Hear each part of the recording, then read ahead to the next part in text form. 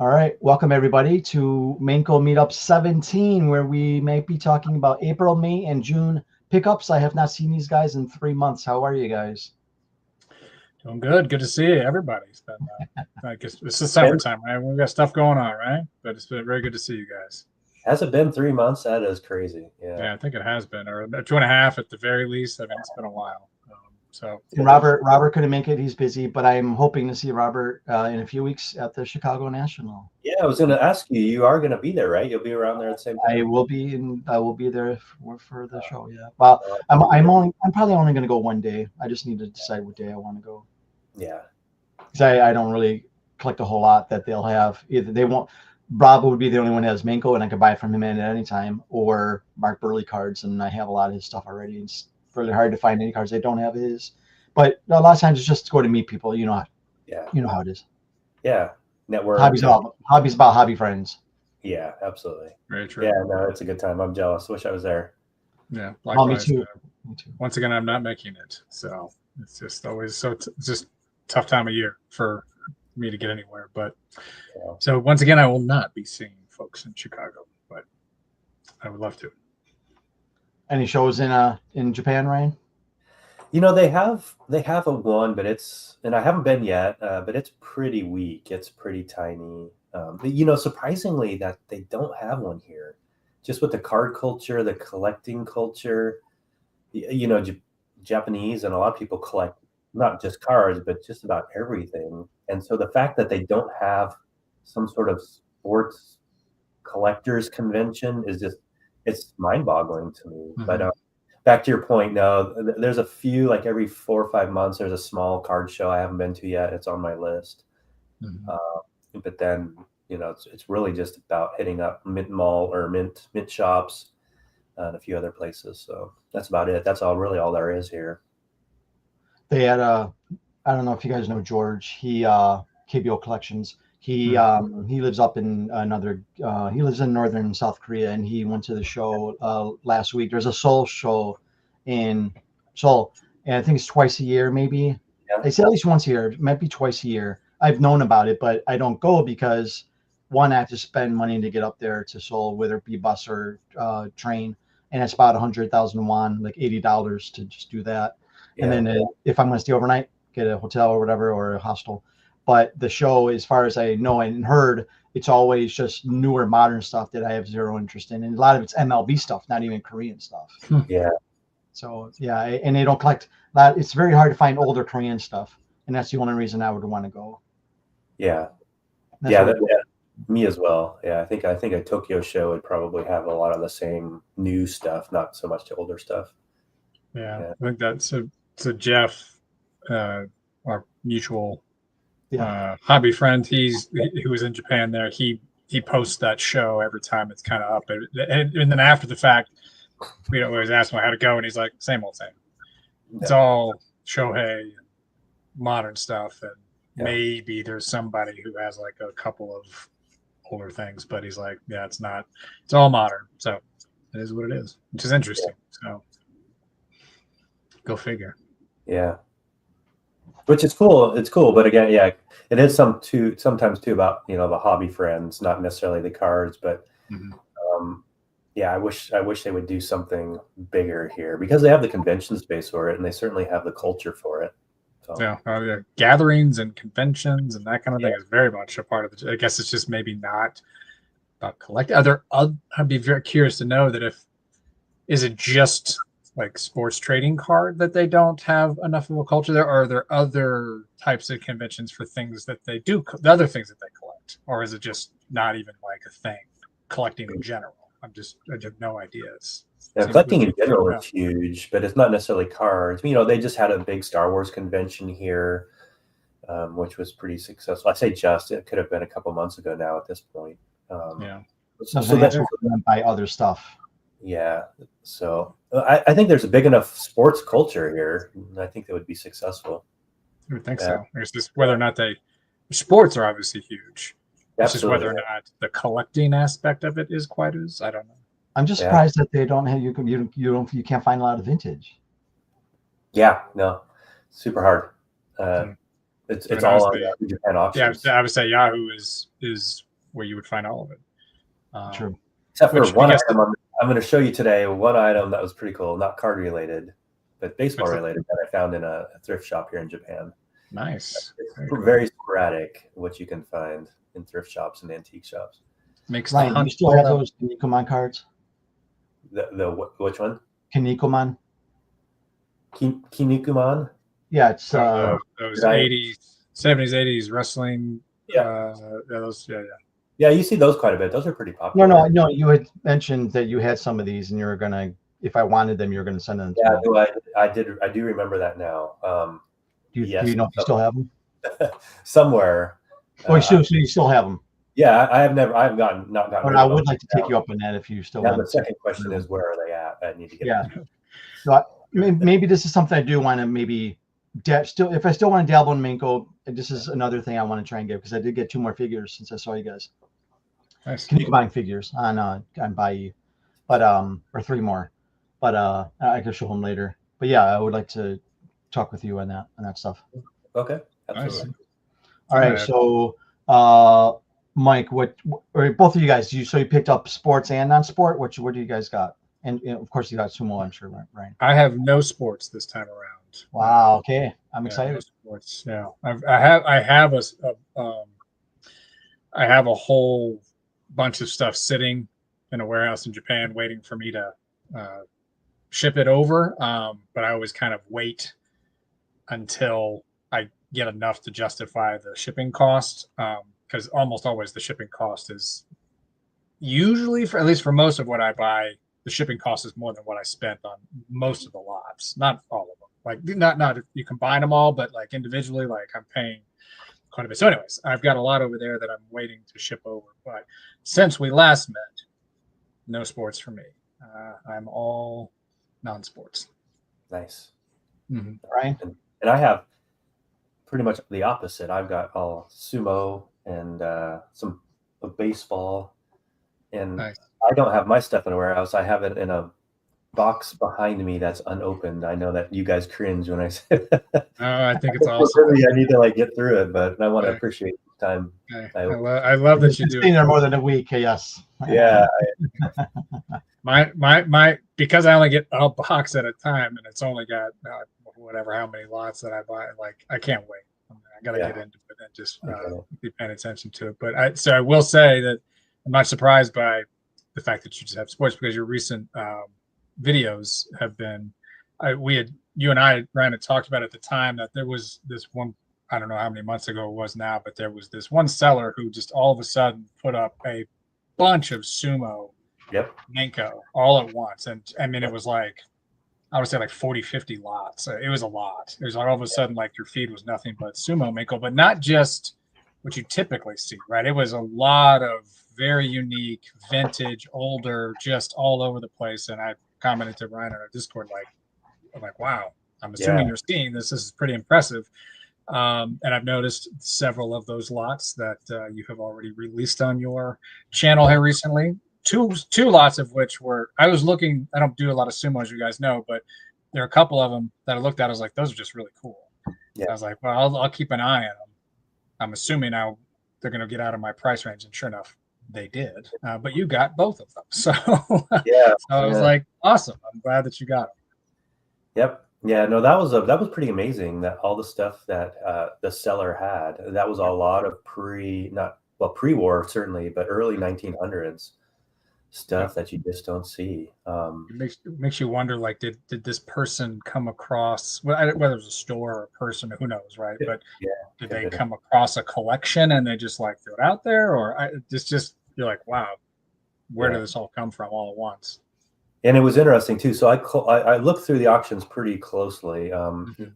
Surprisingly, believe it or not, I had a decent amount of the auctions already. So I was chasing. I'm not surprised by that. the rare stuff was the stuff. That's me with Burley. Yeah, I know what you mean. Yeah. But it was pretty cool to see a lot of that and coming out to market. Yeah, that's kind of those moments where you're like, it's like it's what you. It's why, because I'm sure all of us do this. You know, we spend however much time we do doing our searches on Yahoo on whatever regular schedule we do, and you see a lot of the same stuff. And but then there's just those days where all of a sudden you're like, whoa, Yeah. like, holy crap, like there's something new. I've never seen that before, and Yeah. how can I get it? So yeah, pretty cool stuff. Yeah, love it. Those are fun days. Who would like to go first? How much do you have, Ryan? Do you have a lot, or like? I have maybe eight things to show. Okay. I kind of pulled some today. Okay. I've kind of got this kind of divided into two kind of categories. So I'll probably like just show one group of stuff and then switch into the other group. So why don't you go first, Ryan? Yeah, I'll tell you what. I'll go first. Let's see. So kind of right off the bat, not card related, but let's see. I don't know if I'll make sure that this is zoomed in, but so I found these at. Oh man, that's not going to look. No, put your hand in front of the card. Yeah. No, I don't think it's auto zoom. Yeah. Oh, there we go. Okay. CO. So these are matchbooks. Oh wow. Match boxes, if you will, for Meiji milk. I found them at an antique shop, but they had O's image on there. I thought that was kind of neat. Were there multiples or just this one? Yeah, no, I picked up all 6. They had 6 of them in that. Oh wow! They're all O. These are 3. They're all O. They're all the same. They're exactly identical. They're all full of matches. I don't even know. You guys are better at this than I am. What is that? Is that like 70s O? I'm assuming. That looks early. Yeah, that's definitely 70s. Is what it looks like to me. So maybe late 70s. Yeah, I would say so. Okay. So I thought that was kind of neat. You know, when we were talking about where do you find stuff, you don't find the older stuff in the card shops. It's really just I'm sorry. So what type of place did you find those at? Just an antique shop. Okay. They're out and about. Were they just sitting in a corner somewhere on a counter, or? Yeah, just like in some cabinet that they had, like some. I've got 6, so you guys will maybe see some of those floating around as gifts to folks. But those are pretty cool. Those are awesome. I also love that it's a matchbook advertising for milk. Yep. Right. Gold. Yeah, Meiji gold milk. Yeah. Yeah, Meiji you see on all kinds of stuff. I know you've seen them, Ryan. I mean, they take their advertising game very seriously. They do. Over the years. So yeah, that looks like he definitely looks older. So that's a 70s. Remember, Bai might red flag those for shipping. Oh yeah, you're right, because of flammable. That's a good point. Well, wait, I'm assuming did you buy those through Bai? No, just. I'm sorry, in person. Yeah, I'm sorry. Yeah. Person, yeah. So that's that. This one's pretty interesting. So these are bromide. Huge. They're huge, yeah. And so 5x7. Yeah.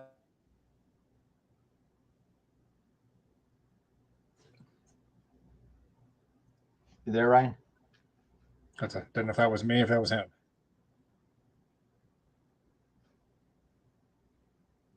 Do you want to? I'll back go up. Go off the single feed and then come back to him and then see if it. Although this is a great little snapshot of it. Exactly. Our 2 viewers can stare at Ryan's face. That's right. But he's I know that's a Yokozuna. Who it is, I don't know. I can tell from the white, whatever you call Maybe that. I should remove him and he'll come back in. Because if he doesn't know that he's frozen. Okay. I'll remove him. Really hold on. Wait, is he here? Ryan, you there?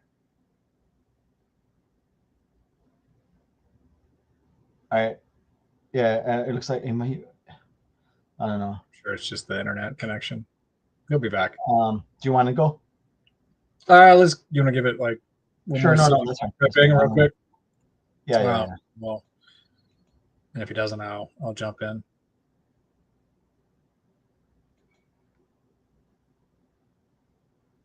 I'm trying to forget which ones I got so I can show you. Of course, I forgot. Oh, there's a.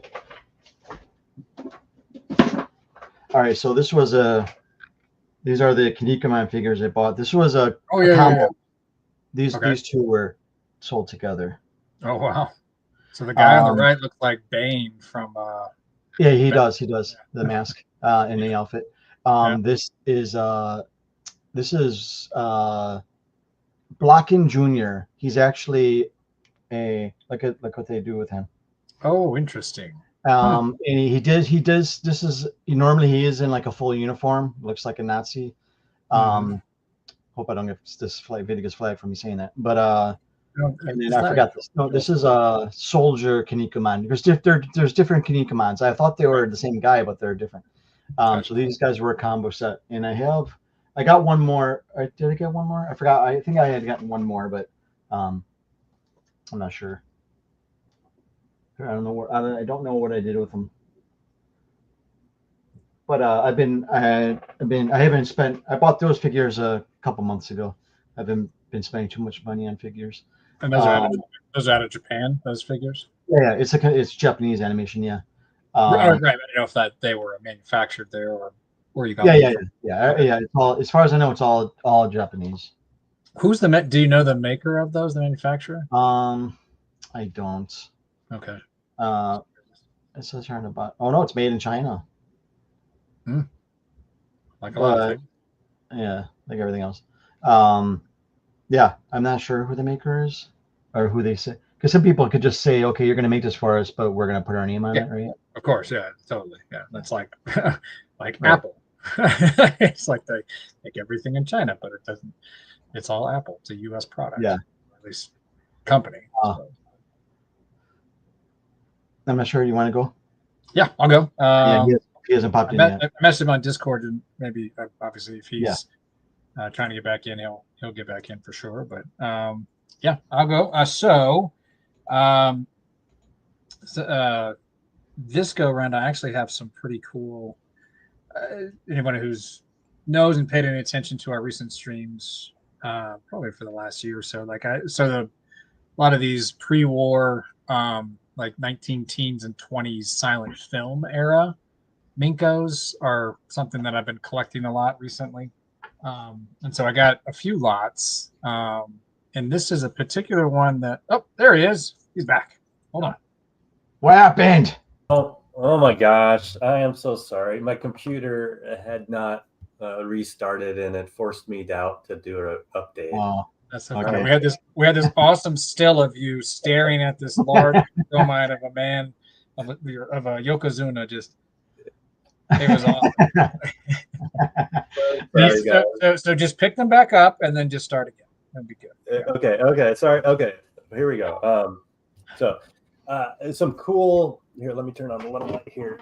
Some cool cards I've never seen before. So these are obviously bromides of Yokozuna, but this set was issued in the 60s, and I have no idea where, of Yokozuna that were born in the 20th century. So the first being Tamanishiki, born in 1903. And then it goes and it ends all the way at Sadanoyama, which he became a Yokozuna in the 60s. And then it pretty much stops there. So you can kind of pinpoint it to the late 60s of when this was made. But it's all of these photos, they're all the same size. It looked like on the back they had been attached to something. Of course. Almost looks like cardboard. You know what I mean? Yeah. So I'm not even sure what these would have been attached to, but that looks like glue. They've been attached to something. It's got this, if you're familiar with 60s kind of cameras, they've got this like textured matte front to them. It's hard to see here. Yeah.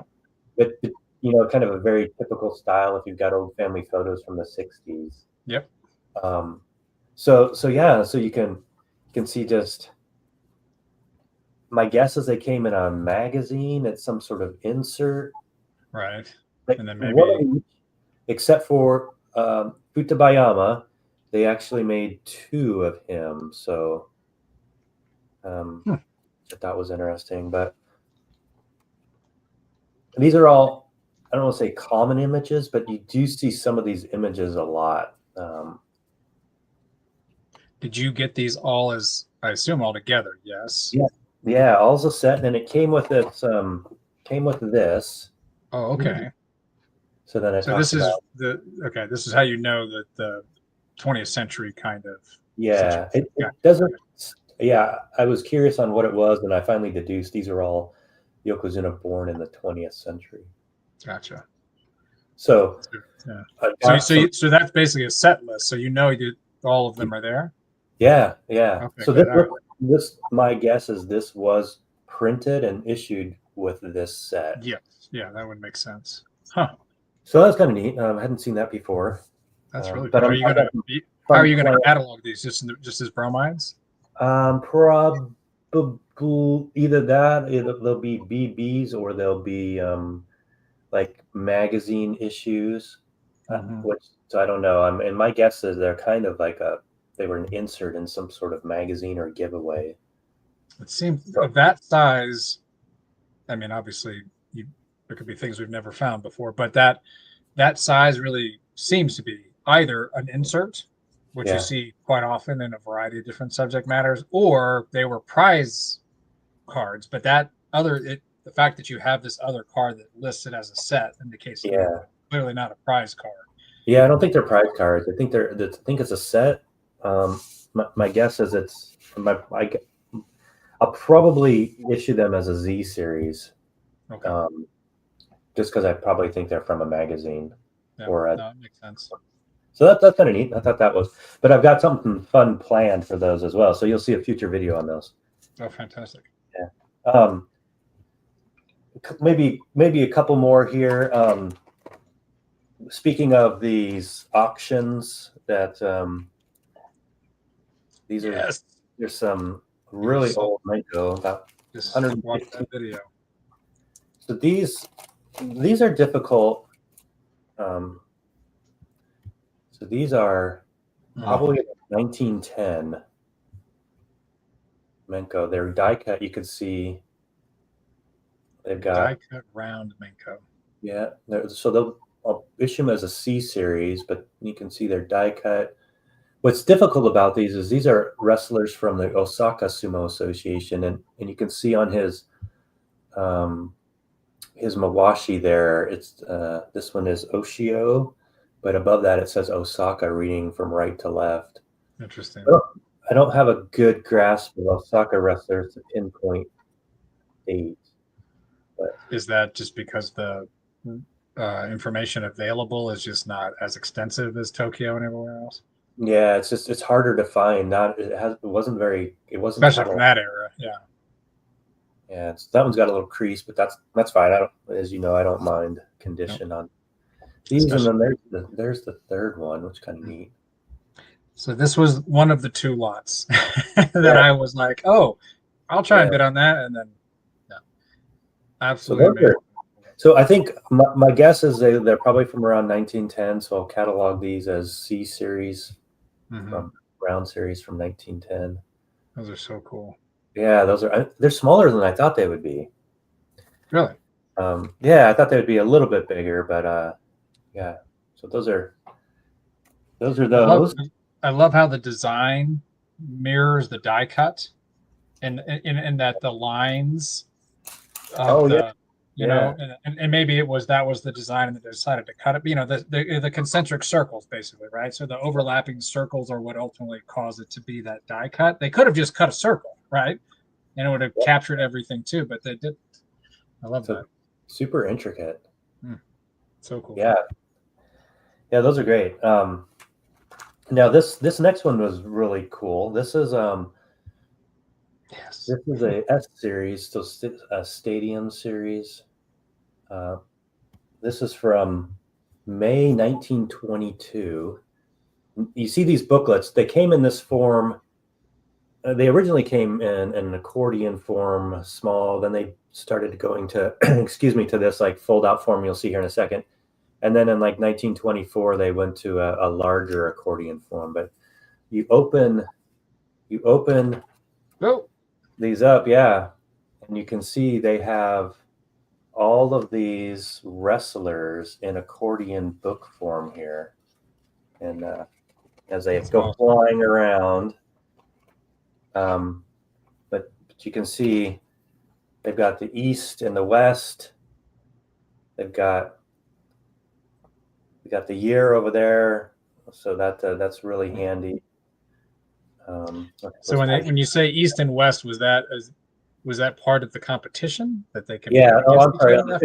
Official ranking. You get ranked at each tournament, and you're either on the East side of the tournament ranking sheet or the West side, they call it. So you can see. Okay. You can see West there and then East there. I didn't realize that. So it's like an all-star game, yeah. Yeah, a little bit, yeah. And so you can see they've got all the wrestlers. I know this is kind of difficult to show that, but what's really cool about this one, so you see all the wrestlers or Rikishi are shown here in accordion form. Now, if you open it up, this middle section opens up into. Wow, they fit so much stuff in there. Banzuke, but this is opens up into pictures of different wrestlers, actual photos. That's amazing. That's really cool. I mean, they maximized every little piece of that. Yeah, they put so much in that space. Yeah, that is so cool. And yeah. So is this typical of these things, or the middle piece is kind of atypical. You don't quite see that. You certainly see the left and the right. Sure. Wrestlers, but yeah, that middle piece is kind of something new. I've got another one of these from 1921 or 1920, but it doesn't have the middle section. Interesting. Now, is that tournament or whatever the thing they're representing here? Is it once a year? Back this was twice a year. They had 2 tournaments a year back in the 20s, and then it varied.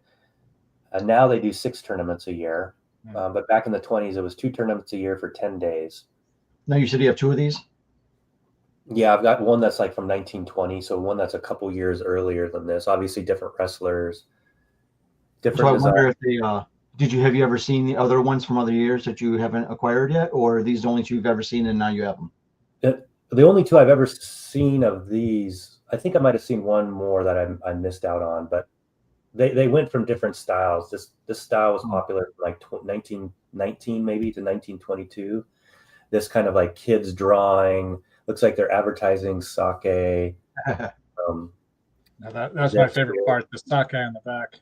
Yeah, but then they went to, in 1924 they moved to a different style, and I'll have one here. But I've got quite a few of those, cataloging them from about 1924 to 1932, maybe 10 or 15 during that time I've got. That's a real special piece. Yeah, absolutely. So cool. And I got it actually for a lot less than I thought I'd actually pick it up for. I only got it for like 5,000 or 6,000 yen, I think. What? Really? I'm shocked by that. Yeah, so it's kind of neat. So that'll get cataloged as an S series in my book. So, when did your book come out? The last one came out in 24, I think. Let me look here. Yeah, it was 24. That's the one I have. Yeah, about 1 year ago, a little over a year ago. Now, when you release a book, an update or release, are you thinking, okay, I need this much more before I update again? Yeah, typically, which kind of at the rate I collect at and catalog at, that typically is about every 3-ish years, 4-ish years. It's an amazing. I know I've said it before, but it's an amazing resource. Even if you're not a sumo collector, like I'm not a sumo collector, but if you are in any way, shape, or form interested in Japanese Menko and card related things, if you think about it from a cultural standpoint, sumo is clearly something that has been part of their culture for a very long time. And so anything that would have been produced over time, Menko cards, postcards, on and on and on and on, is clearly going to reflect the subject matters that the population cares about. Or there was obviously that time when the American influence obviously kicked in and put out a lot of content that sort of changed that. But there's so much that I have learned about other subject matters from the sumo, because you have such an extensive knowledge and sort of wide-ranging list of so much that, so I if you're in any way, shape, or form interested in it, you should get this resource and have it. It's really, really, really well done. So kudos, but this good stuff. If any of you viewers are interested in buying Ryan's book, or you know somebody who would be interested in buying a super sumo book, we have the link down below once I post the video. Yep, perfect. And what's kind of neat is, so in the 50s, there's a lot of overlap in sumo, non-sports, and baseball. So a lot of the backs you'll see in Baseball Menko as well as Sumo Menko. So the companies are doing the same backs, but just different subjects on the front. So, and then in the 70s a little bit as well, as you're talking about. So it kind of does transcend more than just sumo. It was kind of neat. Yeah, it does. And honestly, and I have some examples of some stuff tonight that I'm going to show. That there was another set. We'll talk about it when I get to it, because I don't think am I going to lead with that? I might have a bit of that. But I think that even going pre-war, you will find the people who are making these things, right? If you think of it from a business perspective, right?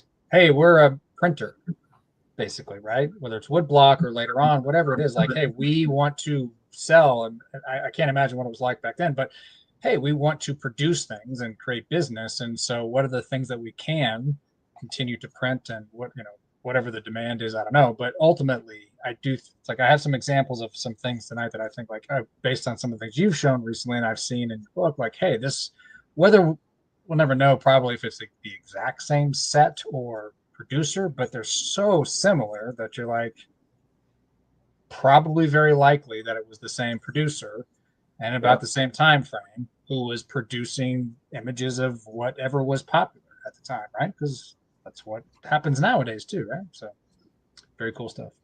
Yeah. Shall I show those things then? I guess maybe.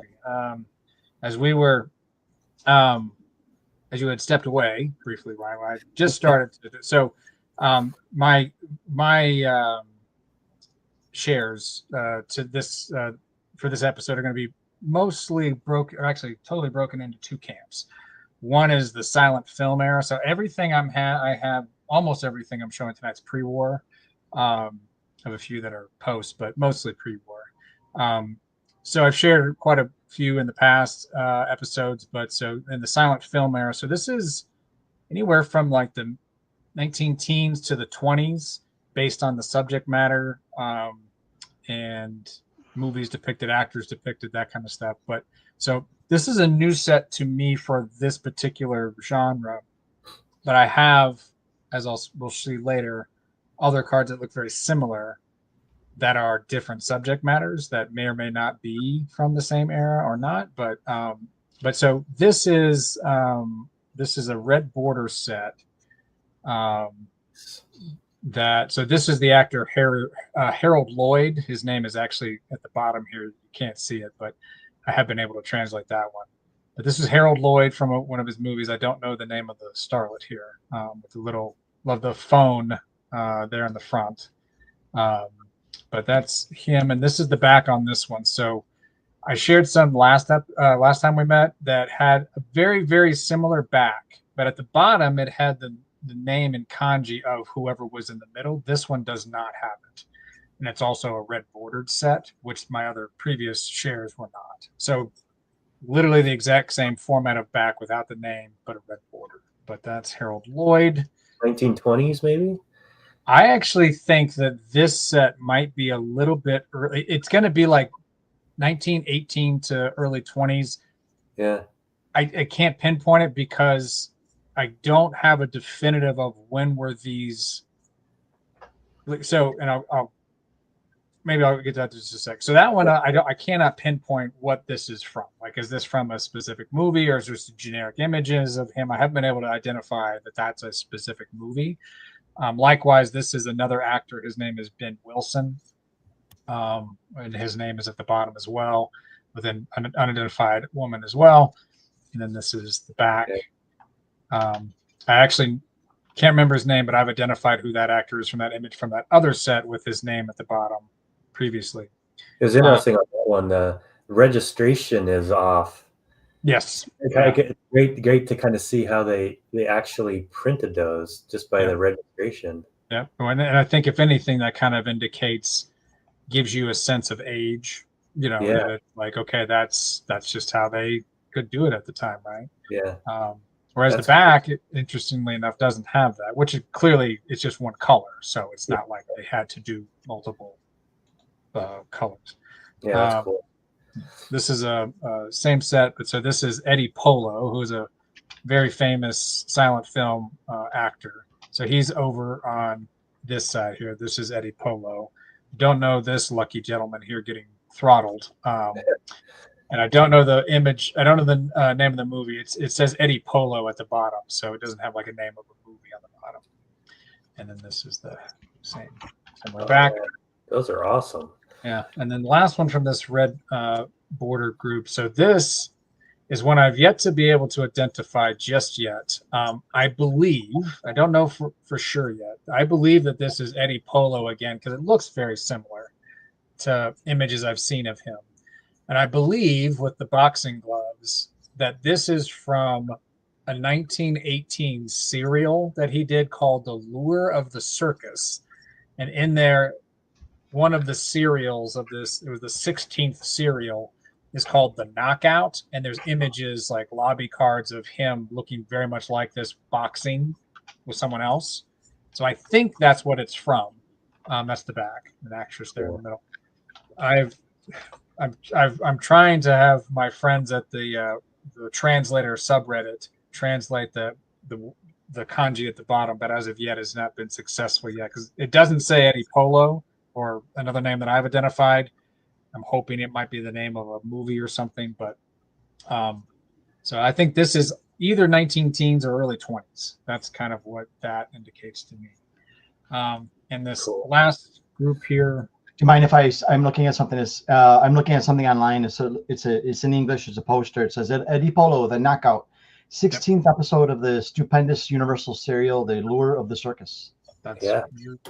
You're looking at the same exact image that I looked at. Yes, no, that's exactly kind of where and so much of why I love getting these, quite frankly, is that because I don't know anybody that knows anything about any of this stuff. And so it's truly just constantly just like trying to figure it out, either through hopefully some translations that you can maybe get off of the cards, or, I can connect it to something else I've seen. Honestly, like, so Ben Wilson, that card, I was literally looking on eBay at someone else who had some other silent film era cards. And I was like, wait a second, that looks exactly like the image of this guy. And then this was a seller in Japan. And they said, oh, this is Ben Wilson. And then I translated, I put in Ben Wilson, and sure enough, that's what the kanji said. So it's like, there you go. So it's a constant search and trying to figure out what certain things may or may not be. I could always be wrong on something like that maybe that's not Eddie Polo and it's somebody else or something else, but it makes sense so far. But that's part of the joy of it for me. This is another group of cards. And now these are the ones that, Ryan, I think I would sort of put in there with one of the lots that you got. So this is a white bordered set. So this is probably the most obvious one of who it is, obviously, Eddie Polo, as I've already kind of mentioned there. Now, at the bottom in kanji, it does not say Eddie Polo. That is not what that says. But literally just as we were on the air here, I had posted this in the subreddit translator category. And apparently this, the English Roman words up here that I cannot, it's HAIRONOIYUREI, that you see this fairly often, where especially from this era and into the 40s, where it's just a misspelling of sort of a pronunciation of an English word in Japanese. It's very common. But someone believes that is actually saying gray ghost is what it's sort of phonetically trying to say, gray ghost, which Eddie Polo was in a movie called Gray Ghost in 1917. Yeah, it looks like. And apparently down here, this age you would read from left to right to left. Yeah. And so it says Marco over here before it gets into something that's not known. And apparently Eddie's character's name in that movie Grey Ghost was Marco. So still to be determined, but that's kind of what it is. So the part Ryan, that I thought was maybe connecting kind of the style of it. So this is one of these mirror backs, right? Yeah. So you had shared recently some sumo cards from, I think it was the teens, I think. Yeah. That kind of has a similar style and look. And I've seen other cards of other subject matters that have that same kind from the mid to late teens. Yeah, I've only known that from like about 1912 to like, what, 15 or 17. That was a very common style. Yeah. Cool. So this is another one I've yet to figure out what the translation is on this one, but it clearly looks like another, silent film era. And again, that same back on there. That it looks like, yeah. Yeah. This is another one. Yeah, that looks like Eddie Polo to me from all of the cards I've seen of him over time. Then it gets into kind of some other ones that may or may not be silent films or other kind of things. I'm not sure. So there's these gentlemen. I don't know if the guy with the knife is looking to stab the guy with the gun in the back, or they're both fighting the same foe. I don't know. Can you read any of the Japanese on the bottom? Not yet. I mean, unfortunately, so much of this is very faded. I haven't had a chance to take photos and send it and try, because I always try and translate it on my own with Google Translate just to kind of get something to kind of connect it. And that sometimes works, but when I can't, I have to post it elsewhere in that subreddit that I talk about. So, but I do that. So this is another one. Now, this one I know on the bottom does say lion something. I don't know what it says exactly, but that is just a cool image of that lion. And whoever that is with the guy in the background, that's so cool. I love the images. And you got all those in the same lot? This group was the same lot. Nice. Yeah. And it was billed when I purchased it as they were all silent movie, or they were movie, but I don't know definitively if all of them are, because they didn't have anything more than that. But here's one that's like this. Look at that. See, there's like a whale in the background. Just a really incredible image that you again see mirrored on the back there. Then these last couple that were in the same lot, I don't know if they are movies or if there's something else. So this is a very generic kind of someone jumping over a gap in some rock formation. I have not had a chance to translate what's on the bottom, but so maybe it's a movie or maybe it's something else. I'm not sure. Same thing with this one where there's these guys climbing up a mountain. Someone's about to fall. And what I thought was really interesting about this one is that his pickaxe or something is covering up the kanji at the bottom. Yeah, that's kind of like, cool. like out of the frame. And I was like, wow, that's really cool. No, seeing all these, I really want you to find out what this is. Trust me, I'm trying.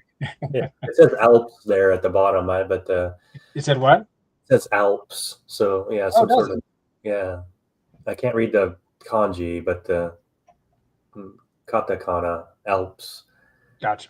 Well, that would make sense because that looks very much like the Alps, which So the last two and this one seem to me to fall into. So whereas the first group I showed here were all horizontal, right? They were all horizontal in printing and all seem to me to be most likely movie related.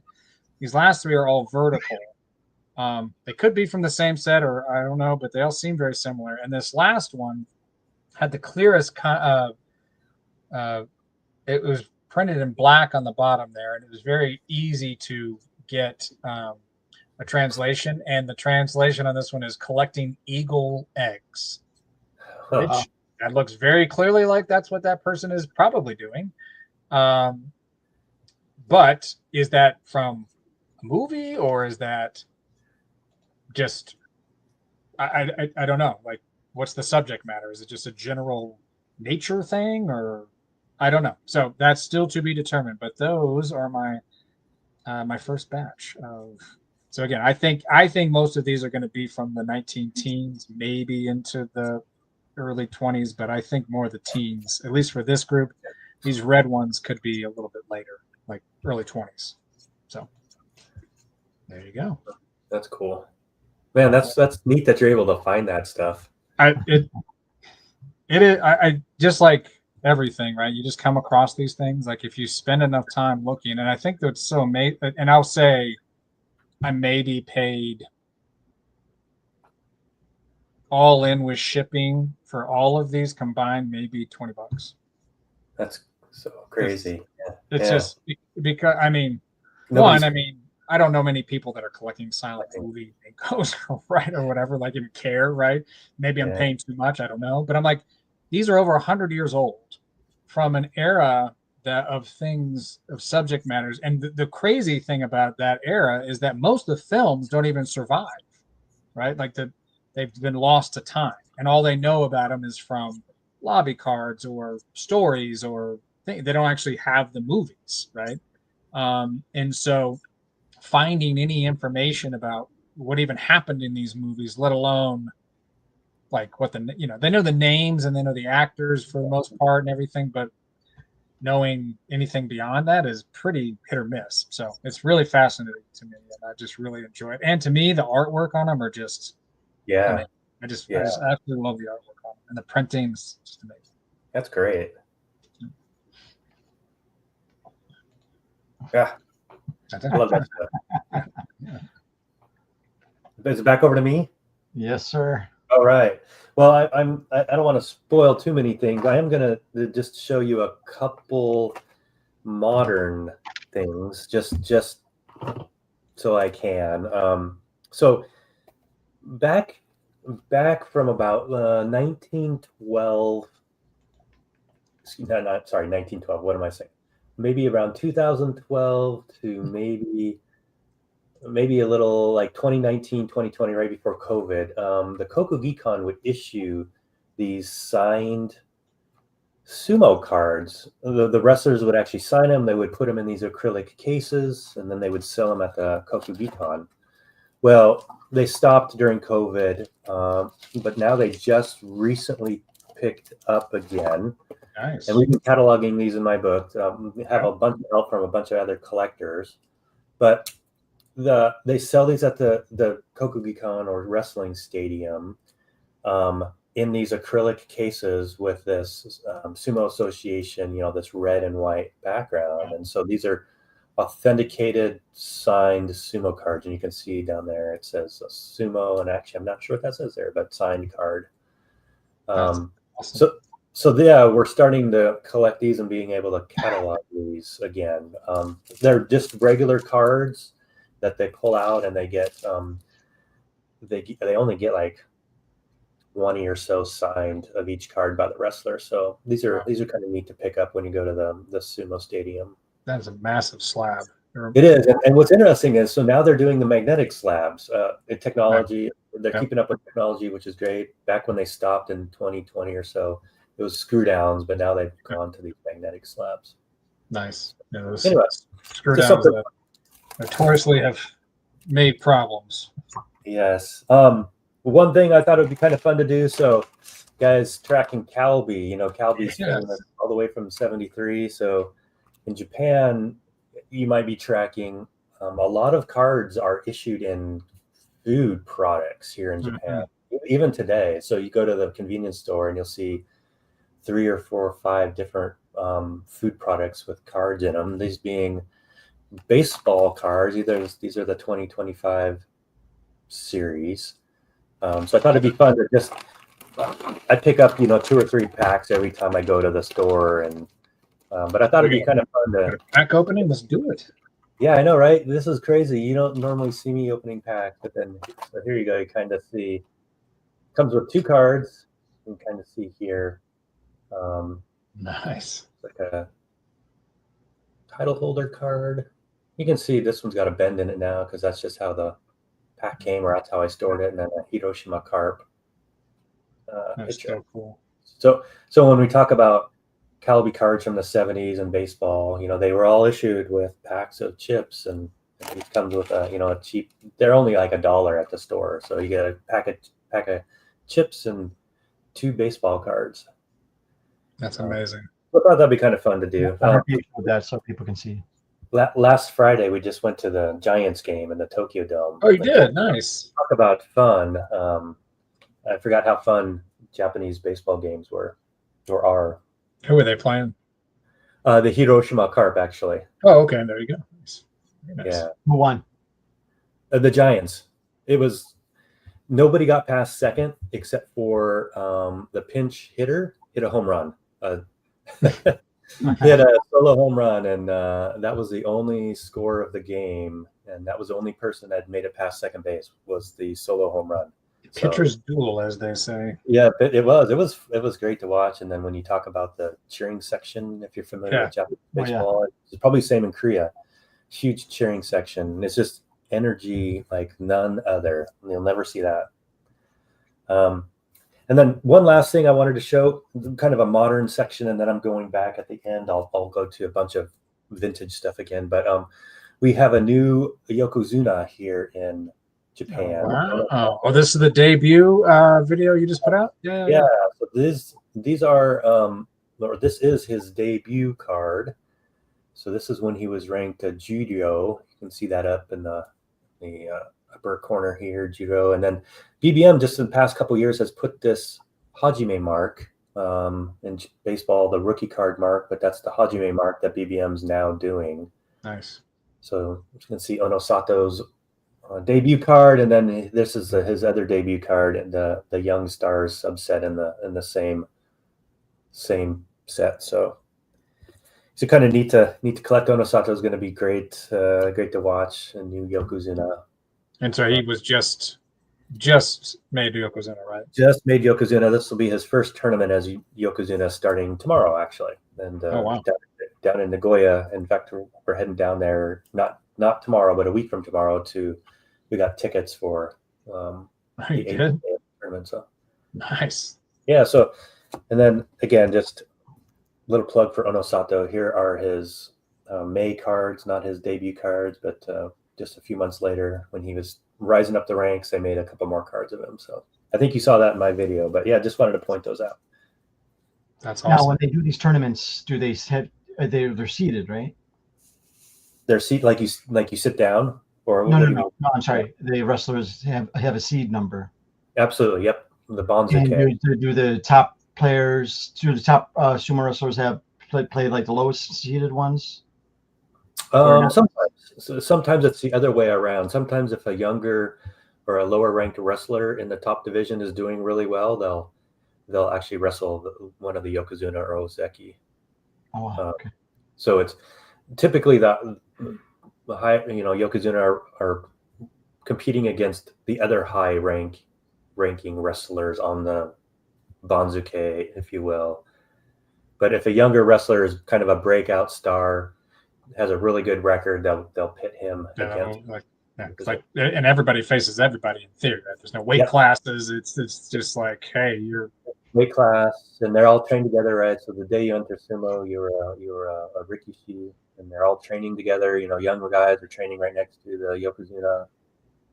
And, so they're all professional wrestlers, if you will, and then they just work their way up the ranking chart. That's amazing. Love it. That's so cool. You're going. So how many? I know you've been to other tournaments before. How many have you been to before? 5 or 6 at this point. Maybe a few more. Yeah. So enough that you don't remember exactly how many. Which yes, says you've been to a lot. There you go. That's the pity. Yeah. Maybe that's an indication of maybe exactly. Like someone asks, how many baseball games you been to? I don't know at this point. I can't. It's old hat now, right? So yeah, love it. Now are these 1 day tournaments or no? 15-day tournaments. So 6 times a year in every odd month, they do 15-day tournaments, and those are official tournaments where your performance will then determine your ranking on the next. It's called the Banzuke. I wish I have a picture Banzuke here, but And that Banzuke is the official ranking sheet, and where you show up on that is how you get paid, your status, your everything. Okay. So here's the picture Banzuke. This isn't the official one, but they draw these wrestlers' images based on their official ranking, and so you can see there in the middle the Yokozuna. That was Hoshoryu, or is Hoshoryu, and then Onosato is just to his left, right on the screen. Nice. But how you show up on this, you can see top ranked guys at the top, and then the lower ranked guys going down. And your goal is to do well so that you can move your way up the Banzuke.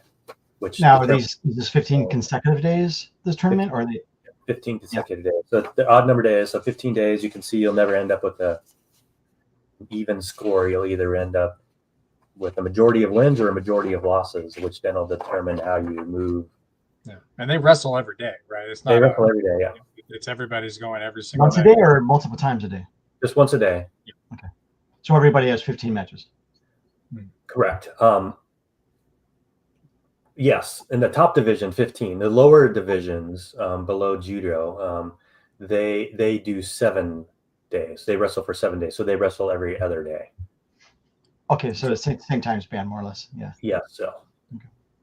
So nice. The lower ranked will need to get a majority of wins, at least 4-3 record, if not higher, in order to continue. So essentially, if they don't meet that, how long does a typical wrestler last before they're like, sorry, buddy, you're not cutting that, and you're no longer in tournaments? They don't necessarily get fired, if you will, or get let go, or they just retire.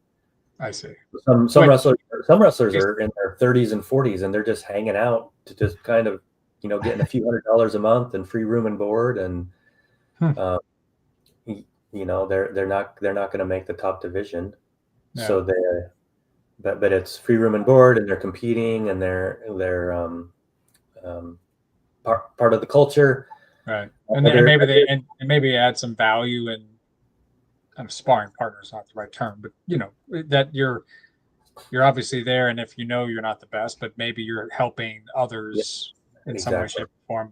It's like the NFL with the practice squad or whatever. It's not the same, but you get my point. Like, there's people that they're clearly not the best. They always have a shot because they're part of it, but if they know that they're getting something out of it, and they ultimately can maybe contribute and help to it, either the culture or the group or the individuals, to help them get better, do whatever. So they're there, and they'll, maybe they're the designated cook, right? They won't make high rank, and they won't get paid a ton, but they're the guy that likes to cook and does it, and the guys like what he makes, and it's a cultural thing, right? It's not necessarily about the sport, which it is a sport, but it's also, as you probably hear many times, it is a cultural thing more than anything. And so all right, so, Mike, that's all my modern stuff. I'm going to switch back to vintage at the end.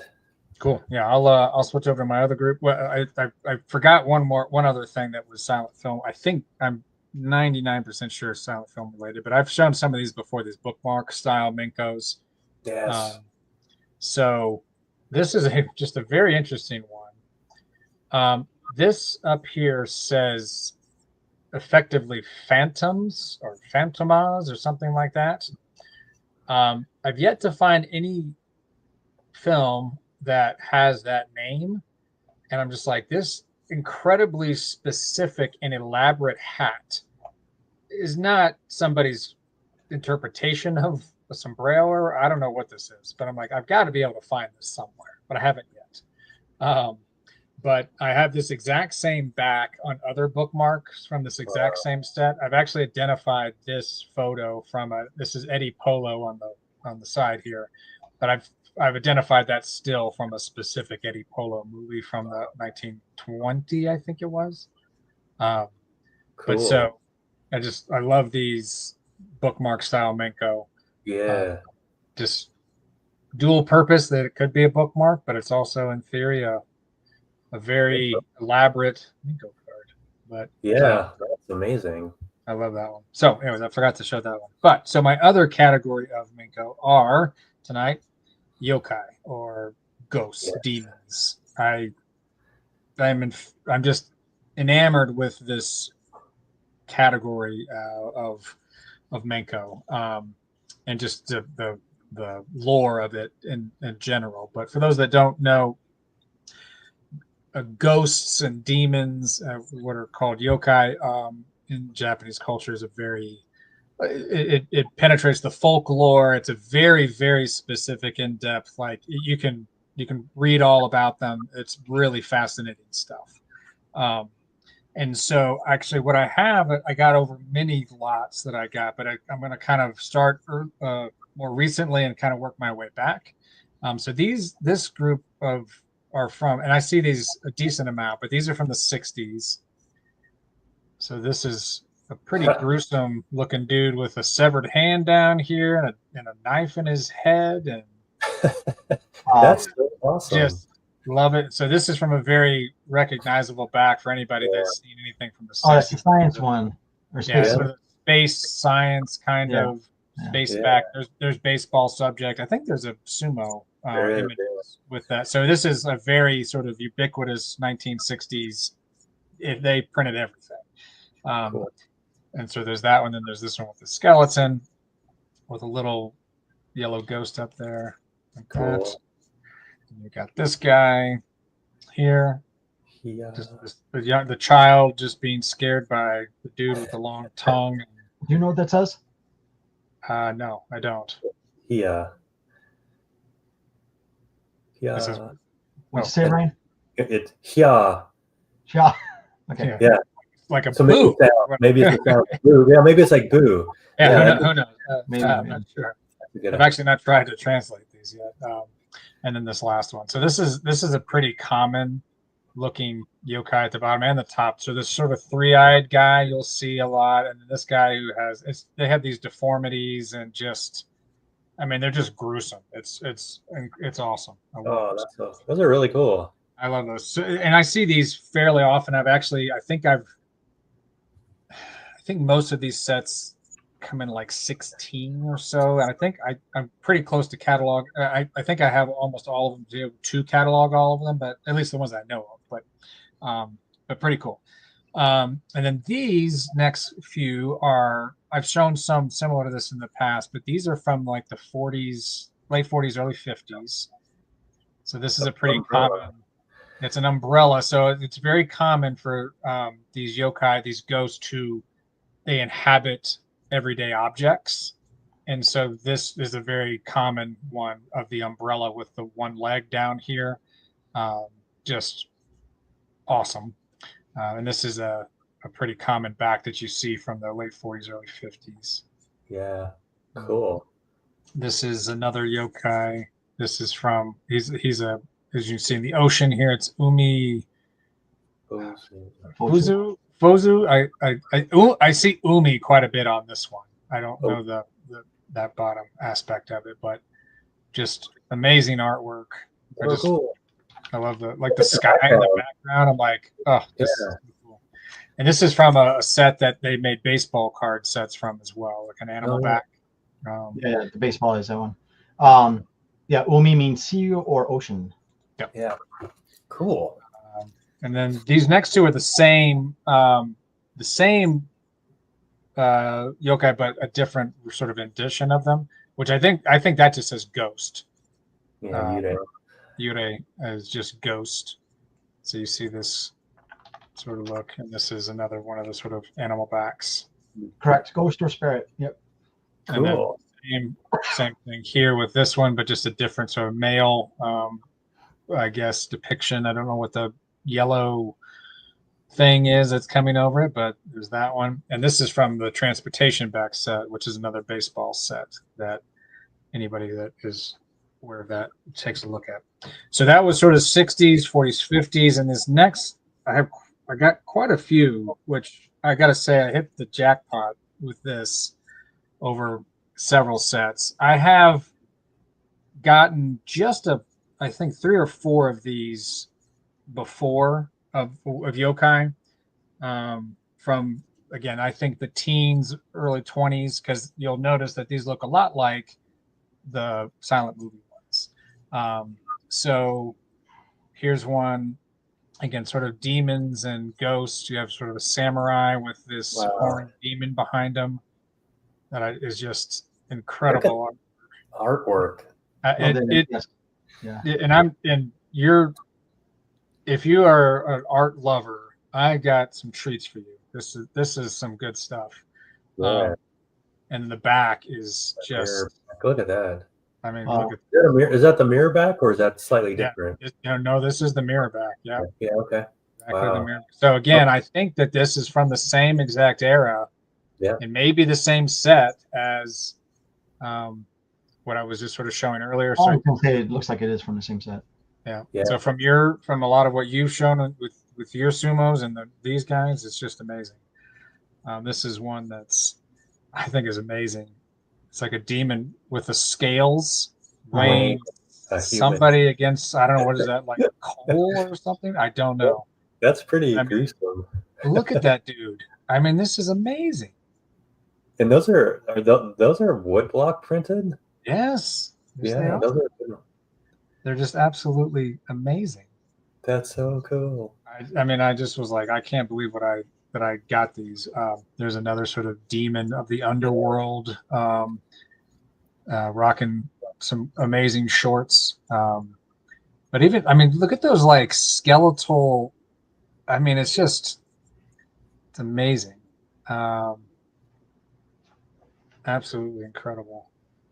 And back there, I think the scales is King Yema, the guardian of the underworld. Yema, the guardian of the underworld. That's cool. Given that your name is Skeleman, I believe everything you're going to say on that one. There's no doubt about that. I mean, I totally. I'm going to make a note of that here just a little bit. Love it. Thank you for that, Skeleman. So then there's this one, another sort of demon, and I have not translated the writing at the bottom on any of these yet. I just haven't gotten around to it. The same sort of thing, samurai with these demons back here. Then you've got, again, sort of the sea, umi, I'm assuming, kind of a... Yeah. Maybe. Because I feel like this guy's human and the other one's not, but just some really, really cool stuff. Then, let's see, this guy here. Again, you see this looks a lot like some of those ghost ones from earlier. Yeah. Just love this. And then this last one I was going to show, because this is actually I finally have a duplicate. So this is the one I just got. Look at that. Three-eyed monster too, like you were saying before. Yeah, the three-eyed, and there's like the skeleton guy. I mean, there's just there's stuff in the background. And you can kind of see what this one looks like and the one I'd gotten previously and how it looks. So I mean, the print quality on these pretty close.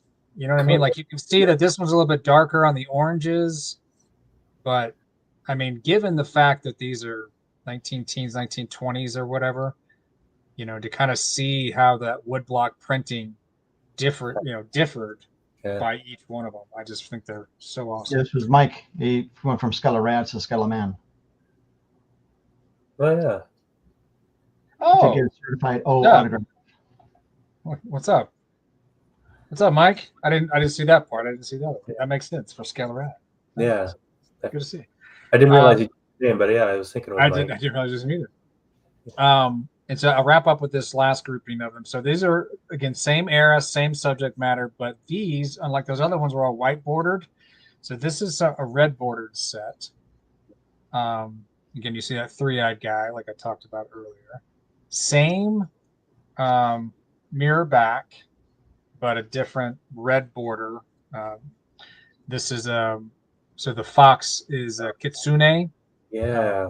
So that's super cool. Very common theme in Japanese folklore, the kitsune, the fox. Well, correct me if I'm wrong. There's a Pokemon character called Ninetales. It's a fox. Yep. Which that to me, I don't know. I don't know if there's 9 there, but 1, 2, 4, pretty close. Yeah. Here's another umi from the ocean. Nice.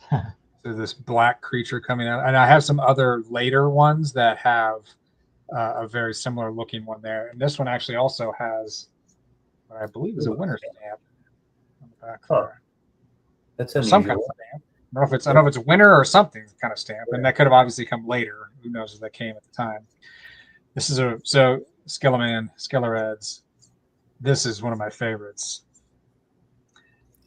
There's a skeleton sort of floating around holding onto a lantern. Just like, oh my god, so cool. And I haven't been able to translate any of this yet, but same mirror back. And then the last three I have here. So those are red border. So I have white border, red border. This is blue border. This is the first time I've ever seen these in a blue border.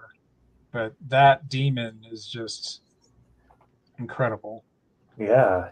Look at the detail on that. It's absolutely, for a woodblock print especially. And this one also does have some kind of stamp. That's a 4. It's a number 4 inside a circle. Oh, yeah, it is. So there you go. So again. Wow. Early winter stamp? That's super cool. And then this one is like this, I don't know what that is, like a large kind of monkey looking guy. But the blue on blue on blue here is pretty intense. Yeah. Love that. And then the back, you can kind of see a little bit. It's interesting how in the backs you can actually see the figures a little bit better. Yeah. Get the details. And then the last one here is what I think isn't. It's orange now. Whether this was supposed to originally a different color and it's faded or not, I don't know. But it's orange now. Orange and orange. I like this one too. Yeah. So just that incredible demon-looking guy there. But that's the last one I got there. But yeah, these are.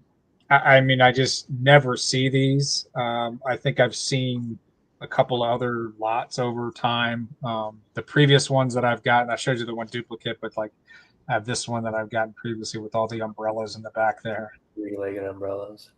This is another Kitsune one where you can see where the implication here is that she is a Kitsune, but you only see it when she looks in a mirror. Yeah. And realize it at the bottom and freaking out.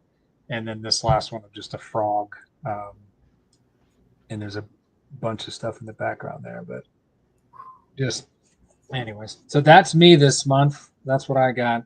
So the question is, when are you going to write a book about all the non-sport Menko? I know. I'm waiting. I'd be happy to help them.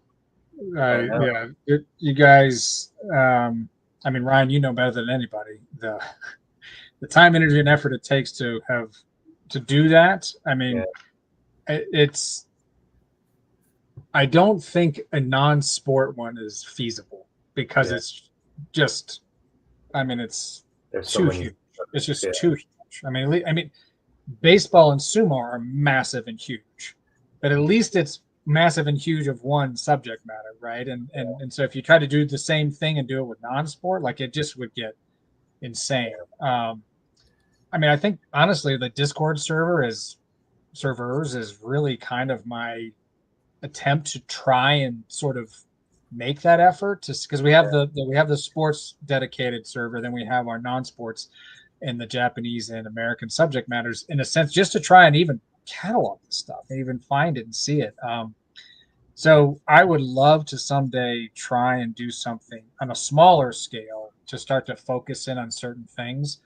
The hard part for the things that I'm most interested in is that they're the hardest to find. Like that, so the silent film, yokai, kind of like it's just not as common as baseball and sumo, and it's just you just don't find it as much. So finding them and getting them and all that kind of stuff, I mean, it's just a very, very niche kind of thing. I would love to do it. So I've told myself that I just need to start somewhere, like just pick something, and it doesn't have to be a published book or whatever. Just like start somewhere, checklist, something like that. And again, which is, I think the Discord server was really my attempt to try and start that process, because I can't do it on my own as far as getting all this stuff, at least in a reasonable amount of time. So someday, maybe. But yes, That's you got a really cool collection. That is super. I really love this stuff. Thank you. Yeah, it's good stuff. What you got? Wrap okay.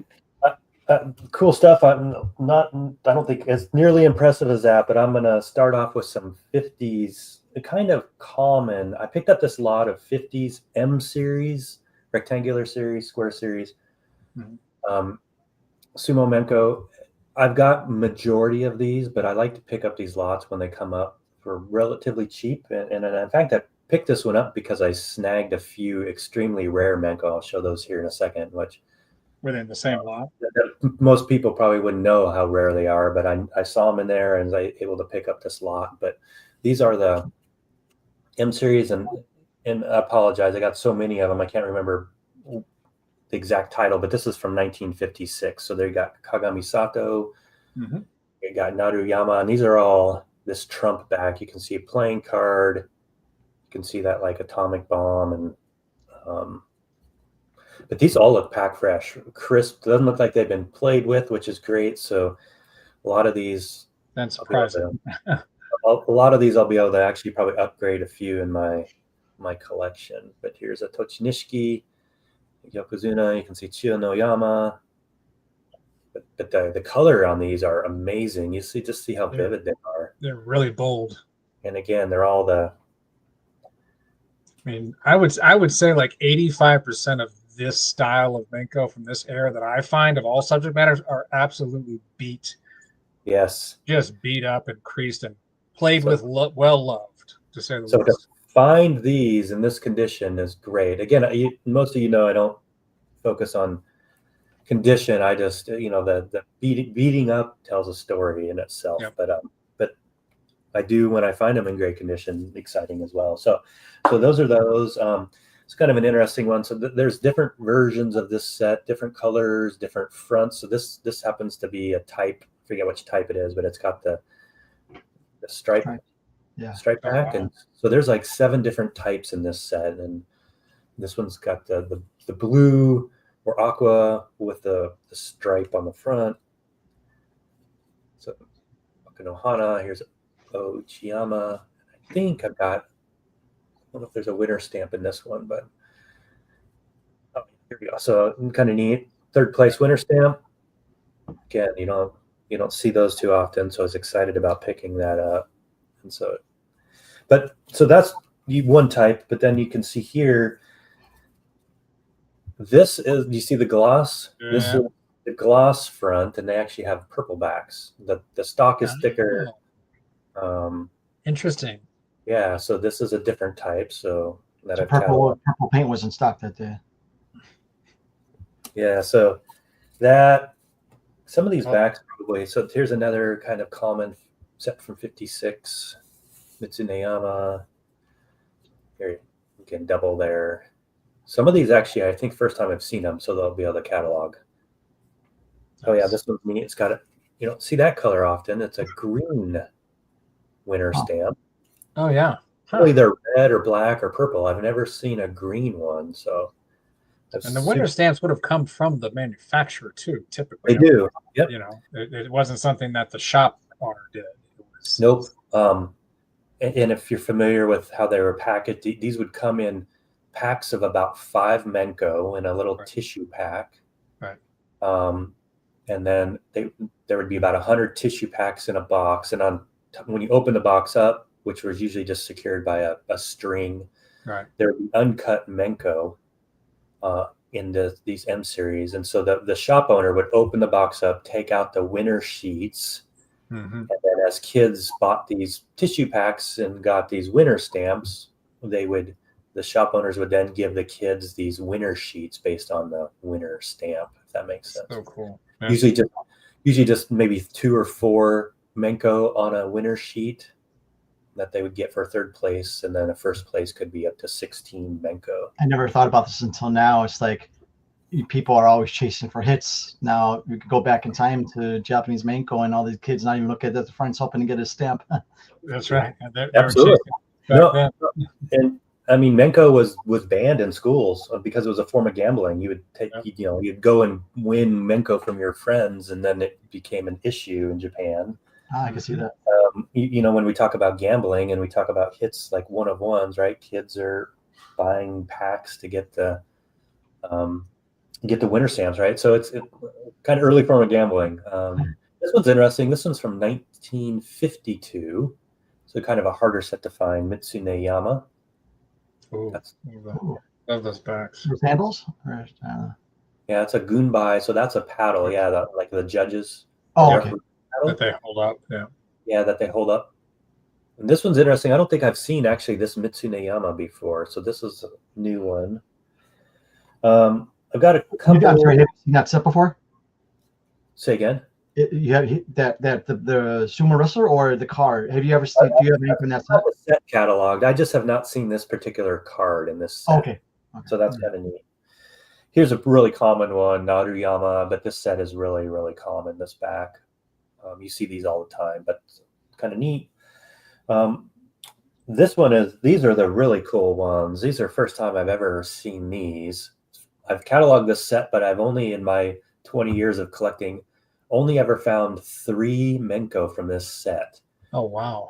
First time I've found 2 more Menko from this set. So it's got these, you'd think that's a common back, but finding this back is extremely hard. Interesting. So now I've expanded the checklist by what, 66%. So you've almost doubled it. Yeah. Jeez. Yeah. So this is one of the reasons I bought this lot. And honestly, the vast majority of people would not have realized that, oh, that was correct. So rare to find. Wow. The text in the middle, is that the wrestler? Yeah, that's the Shikona. That's his wrestling name. Okay.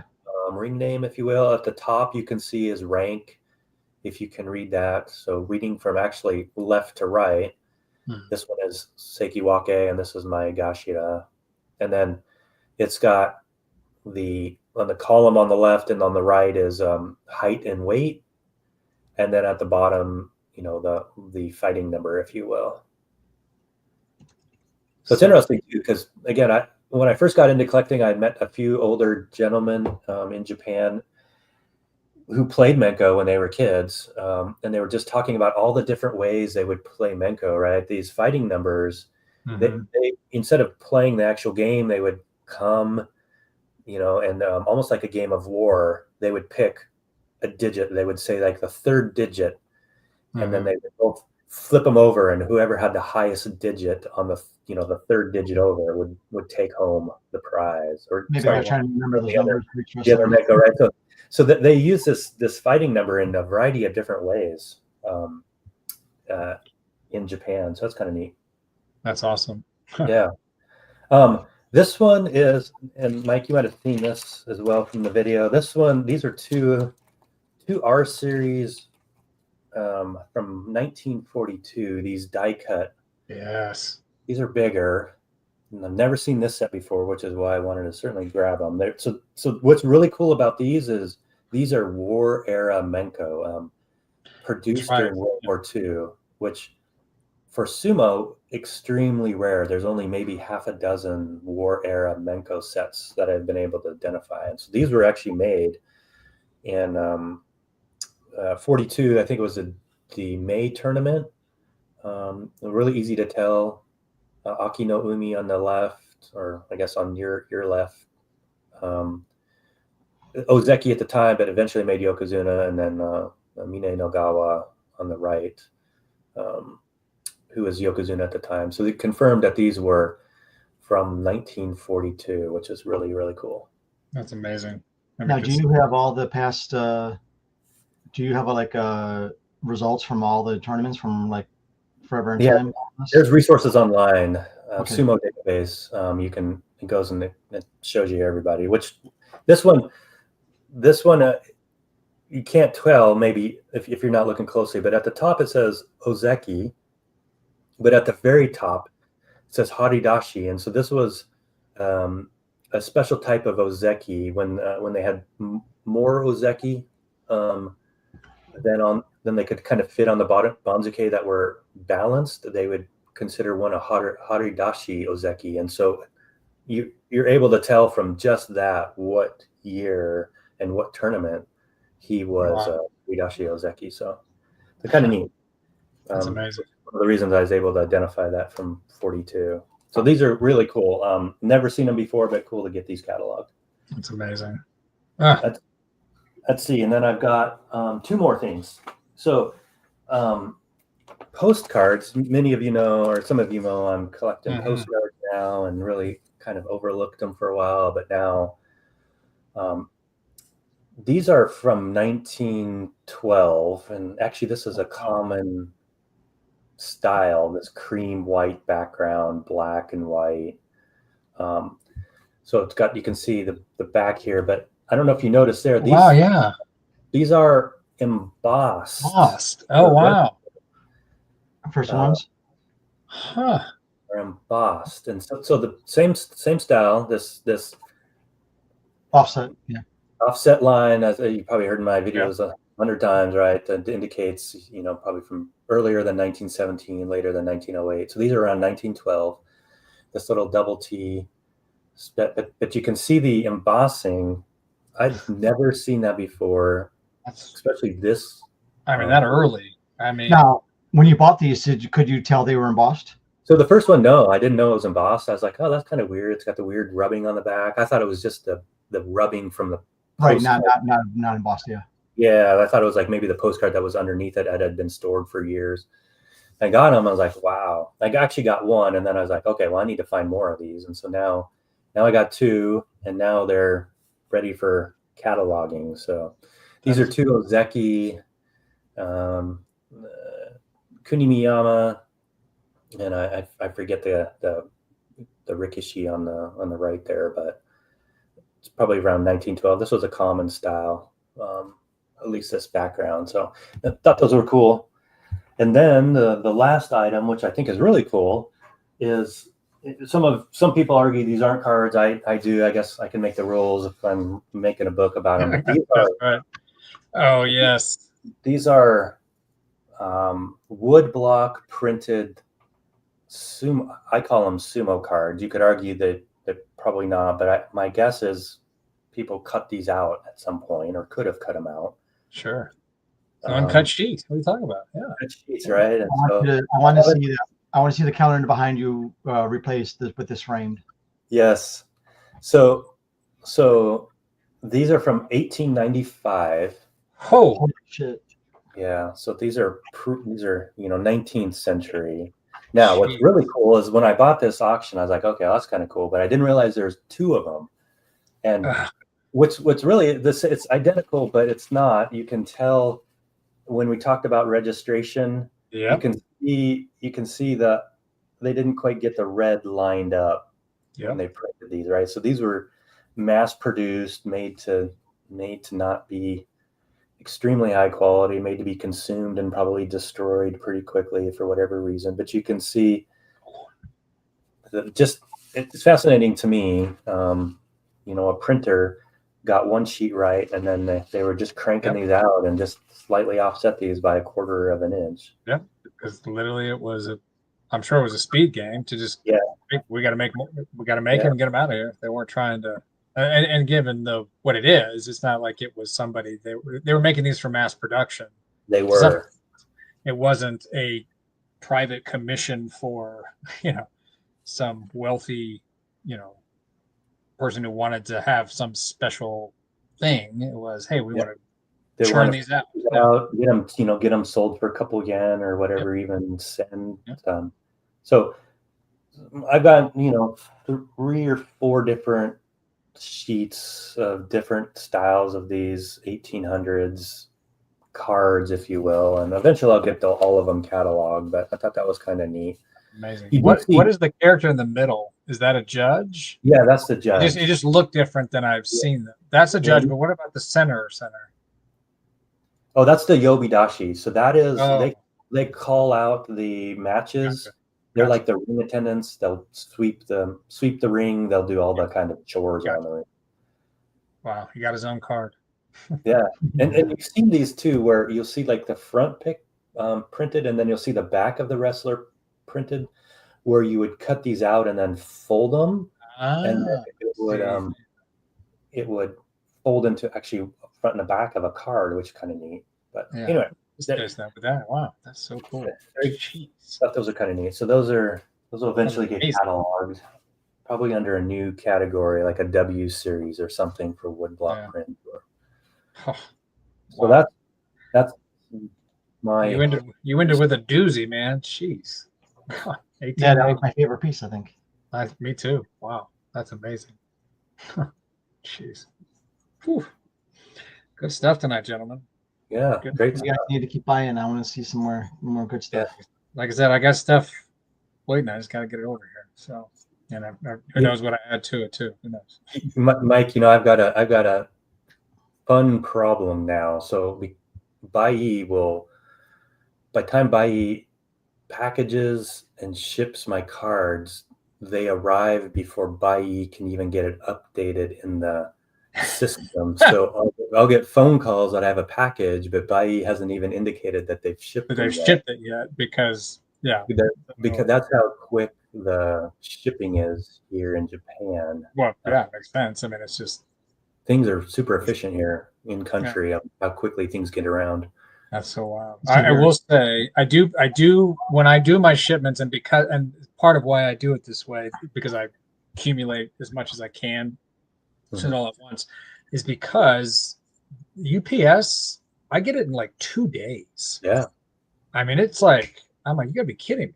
Then, I mean, I've yet to, I'm sure it'll happen as soon as I say it now. I've yet to have anything get like caught in customs or anything like that, which, I mean, even if they did, they opened it up. I mean, I can't imagine they would think that this pile of cardboard is anything they need to care about. But yeah, I get in like 2-3 days easily. Yeah, it shocks me because it like when it happens, I see the tracking like from Japan to Alaska, and then Alaska to Denver, or whatever, and Denver or wherever, and then just like boom. So I'm literally like, wow. So there are other cheaper options that I could go with that I'm sure would take longer. But I'm kind of like, no, I don't want this to be taking that long. Get it to me as fast as I can. So, but anyway, that's cool. Yeah, love it. It's a good problem to have with your locals there. Yeah, I'll say hello to Robert for you guys in a couple of weeks. Yes, please. Yes, give him our best. Everybody else, take pictures. We want to see. Yes. Send him I'll do nice stuff. Yeah. I'll take a picture. I'm wondering if Bob's going to be there. I don't know. No. Or Gary. Does Gary go? I don't think he. He was there. He told me Robert told. I think you were there. Robert told that he was there when in 2019 when I went, but I don't know if he's been there since. I don't think he's gone recently. For various reasons, but yeah. So I mean, maybe he'll surprise you guys. But okay, I'm not sure which day. It's Wednesday through Sunday, I believe, but I don't know which day I'm going right now. Maybe Friday or Saturday. Yeah, I'm excited. They've really expanded it this year too. Oh, they did. Floor size wise, yeah. Good. Well, that's good. It's growing. Nice.